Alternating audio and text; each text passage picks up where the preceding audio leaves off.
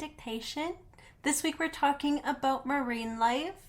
This video is for low intermediate English speakers, and this video is an activity to help you practice your English skills. You're going to be doing this activity to practice your listening and your writing skills. I will read 5 sentences and you will try to write down each sentence in the best way that you can, following the proper spelling, grammar, punctuation, and capitalization according to what you know about English. After I read 5 sentences, you are going to double check them. I will show you how they all should appear, and you can double check and see how accurate you are. So let's talk a little bit more about daily dictation. Daily dictation takes place from Monday to Friday.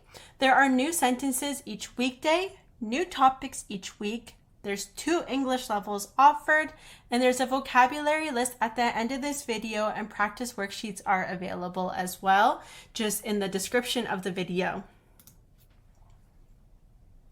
The instructions for daily dictation. You will need a blank piece of paper and a pencil. You may also use an empty document that you can type into. 5 sentences will be read. Each sentence will be read 3 times and 1 more time at the end. You have to write down each sentence by using your listening skills. Try your best to apply the correct spelling, punctuation, and capitalization as you write each sentence. So let's go ahead and get ready to get started. So you see numbers 1 through 5 on the screen here. Each number represents a different sentence. Write it down in your document or on your piece of paper. I'm going to read each sentence, starting with sentence number 1. Number 1. The ocean's currents play a crucial role in sustaining the marine ecosystem. The ocean's currents play a crucial role in sustaining the marine ecosystem. The ocean's currents play a crucial role in sustaining the marine ecosystem. Number 2. Researchers found that coral adapts to changing tides and currents. Researchers found that coral adapts to changing tides and currents. Researchers found that coral adapts to changing tides and currents. Number 3. The wildlife reserve protects marine species. The wildlife reserve protects marine species.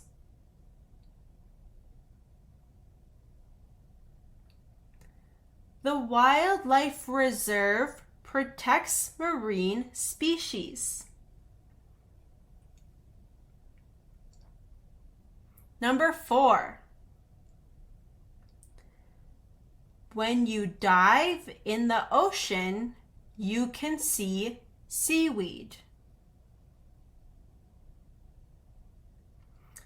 When you dive in the ocean, you can see seaweed.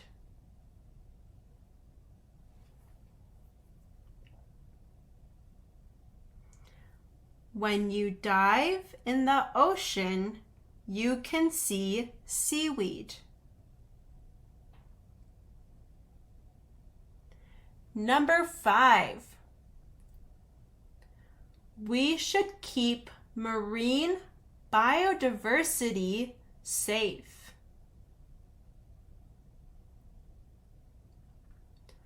We should keep marine biodiversity safe.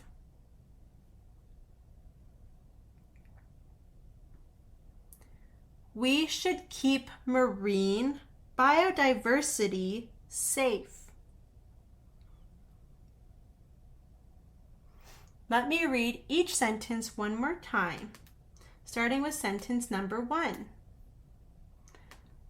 The ocean's currents play a crucial role in sustaining the marine ecosystem. Number 2. Researchers found that coral adapts to changing tides and currents. Number 3. The wildlife reserve protects marine species. Number 4. When you dive in the ocean, you can see seaweed. Number 5. We should keep marine biodiversity safe.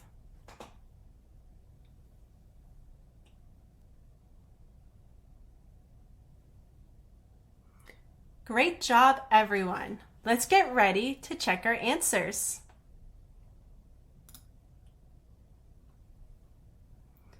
If you found that this video was a little bit too fast and you want to listen again, just listen again and adjust the playback speed. You can check the description for timestamps as well. This will help you listen to specific sentence numbers again. If you feel like you're ready and you feel like you've gotten everything correct and it's time to check, let's go ahead and have a look. So let's go ahead and check your answers. Number 1. The ocean's currents play a crucial role in sustaining the marine ecosystem. Number 2. Researchers found that coral adapts to changing tides and currents. Number 3. The wildlife reserve protects marine species. Number 4. When you dive in the ocean, you can see seaweed. Number 5. We should keep marine biodiversity safe.